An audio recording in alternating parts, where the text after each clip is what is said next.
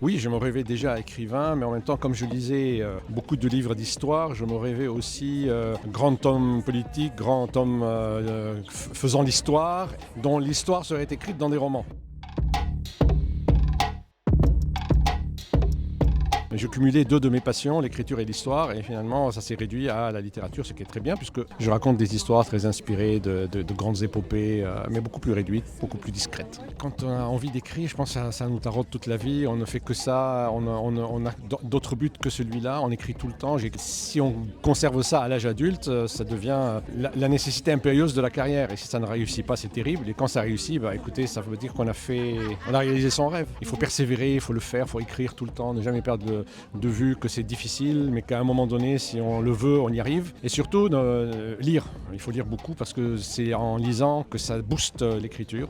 Donc lire pour écrire. Lire Le Nom des Rois d'abord parce que c'est effectivement les activités un peu rêveuses d'un adolescent dans son lycée avec ses copains et dans sa maison, dans sa chambre avec ses livres. Donc c'est vraiment un roman dans lequel j'ai raconté mon adolescence et toutes les fantaisies, les rêves que j'avais, notamment de collectionner Le Nom des Rois. Tout cela en même temps que je vivais ma vie d'élève avec mes autres copains, jusqu'au moment où la guerre civile éclate au Liban et que tout bascule, le pays change complètement, je suis obligé de partir. Donc c'est vraiment l'histoire d'un adolescent dans des circonstances tout à fait normales et puis ensuite dans des circonstances beaucoup moins normales.